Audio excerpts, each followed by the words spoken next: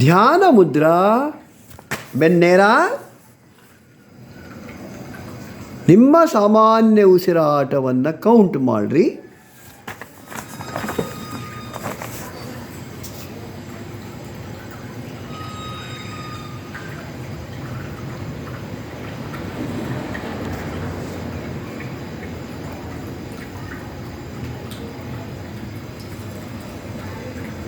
ನಿಮ್ಮ ಮನಸ್ಸು ನಿಮ್ಮ ಎರಡು ಹುಬ್ಬುಗಳ ನಡುವೆ ಕೇಂದ್ರೀಕೃತ ಆಗಬೇಕು.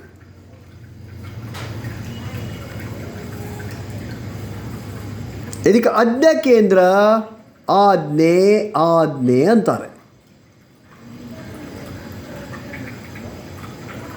ಇದು ಆನಂದಮಯ ಕೋಶದ ಪ್ರತಿನಿಧಿ. ಇದಕ್ಕೆ ಗುರುಚಕ್ರ ಎಂದು ಕರೆಯಲಾಗುತ್ತೆ. ಎಲ್ಲೇ ಉಸಿರಾಟದ ಕ್ರಿಯೆ ಪ್ರಾಣಾಯಾಮವನ್ನು ಮಾಡ್ತಿರ್ಬೇಕಾದ್ರೆ ಇಡ ಮತ್ತು ಪಿಂಗಳ ಅಂತ ಹೇಳ್ತೀವಿ ನಾವು.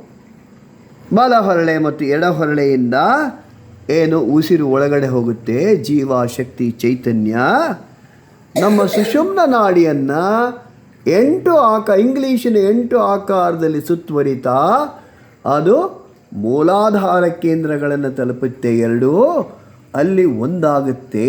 ಮೂಲಾಧಾರ ಕೇಂದ್ರದಲ್ಲೇ ಇರ್ತಕ್ಕಂಥ ಸುಪ್ತ ಶಕ್ತಿಯನ್ನು ಜಾಗೃತ ಮಾಡಿ ಪುನಃ ಸುಷುಮ್ನ ನಾಡಿ ಮುಖಾಂತರ ಮೇಲ್ಮುಖ ಸಂಚಾರ ಮಾಡ್ತಾ ಆಜ್ಞೆ ಕೇಂದ್ರದಲ್ಲಿ ಒಂದಾಗಿ ಅವು 2 ಸಹಸ್ರಾರ ಕೇಂದ್ರಕ್ಕೆ ಪ್ರಯಾಣ ಮಾಡುತ್ತೆ. ಇಡ ಮತ್ತು ಪಿಂಗಳ. ದೀರ್ಘ ಧ್ಯಾನದ ಮುಖಾಂತರ ಈ ಹಂತಕ್ಕೆ ನಾವು ಬಂದ್ವಿ ಅಂದರೆ ಇಡೀ ಶರೀರದ ಮೇಲೆ ನಮ್ಮ ನಿಯಂತ್ರಣ ಬರುತ್ತೆ. ಸ್ವಾಮಿತ್ವ, ಪ್ರಭುತ್ವ, ಕಂಟ್ರೋಲಿಂಗ್ ದ ಎಂಟೈರ್ ಬಾಡಿ.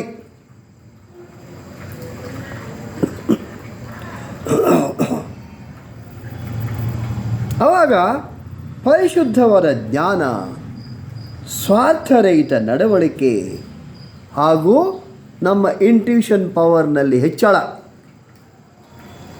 ವ್ಯಕ್ತಿತ್ವದಲ್ಲಿ ಪರಿಪೂರ್ಣ ಬದಲಾವಣೆ.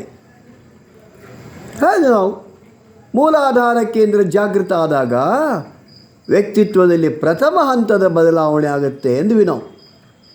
ಈಗ ಆಜ್ಞೆ ಕೇಂದ್ರದಲ್ಲಿ ಇದು ಜಾಗೃತ ಆಯಿತು, ಇಲ್ಲಿ ಮನಸ್ಸನ್ನು ಕೇಂದ್ರೀಕೃತ ಮಾಡಲಿಕ್ಕೆ ಸಾಧ್ಯ ಆಯಿತು ಅಂದರೆ ನಮ್ಮ ವ್ಯಕ್ತಿತ್ವದಲ್ಲಿ ಪರಿಪೂರ್ಣ ಬದಲಾವಣೆಗಳಾಗುತ್ತೆ.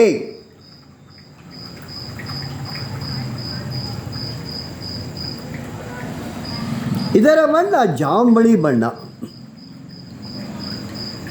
ಆಜ್ಞೆ ಕೇಂದ್ರದಲ್ಲಿ ಜಾಂಬಳಿ ಬಣ್ಣದ ಬೆಳಕನ್ನು ನೆನಪು ಮಾಡ್ಕೋಬೇಕು.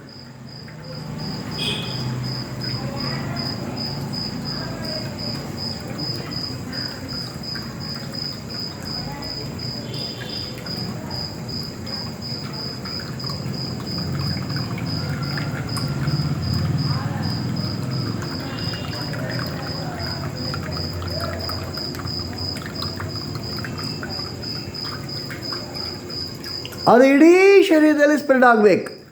ತಲೆಯಿಂದ ಕಾಲು ಬೆರಳುಗಳವರೆಗೆ ಎಲ್ಲ ಕಡೆ ಜಾಂಬಳಿ ಬಣ್ಣದ ಬೆಳಕು ಸ್ಪ್ರೆಡ್ ಆಗಬೇಕು.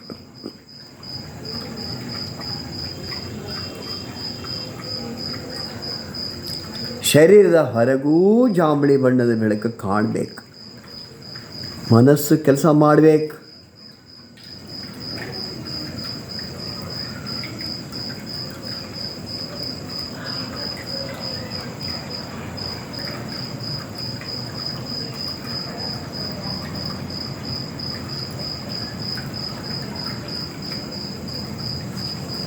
ಆಜ್ಞೆ ಕೇಂದ್ರದ ಬೀಜ ಮಂತ್ರ ಓಂ. ಆಜ್ಞೆ ಕೇಂದ್ರದ ಪರಿಣಾಮ ಇಡೀ ಶರೀರದ ಮೇಲೆ ನಿಯಂತ್ರಣ. ಅದೇ ಥರ ಓಂಕಾರದ ಪರಿಣಾಮನೂ ತಲೆಯಿಂದ ಕಾಲು ಬೆರಳುಗಳವರೆಗೆ ಅದರ ಕಂಪನಗಳ ಪರಿಣಾಮ ಆಗುತ್ತೆ. ಮೊದಲೇ ವಾಚಕ ಜಪ ಹೇಳಿದ ನಂತರ ಹೇಳ್ರಿ ಓಂ ಆಜ್ಞೆ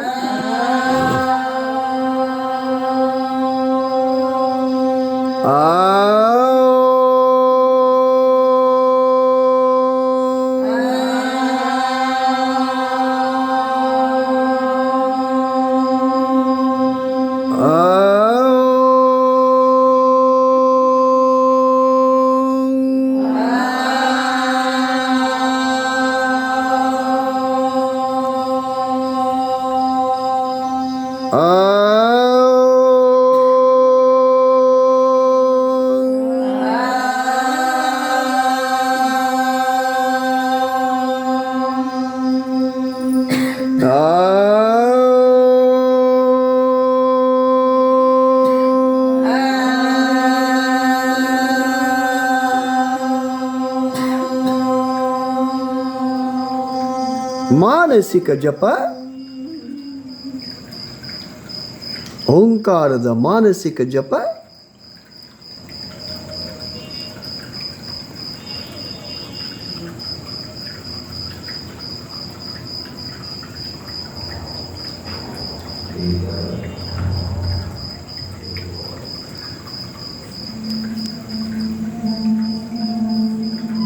ಡೀಪ್ ಬ್ರೀದಿಂಗ್, ಆಳವಾದ ಉಸಿರಾಟ.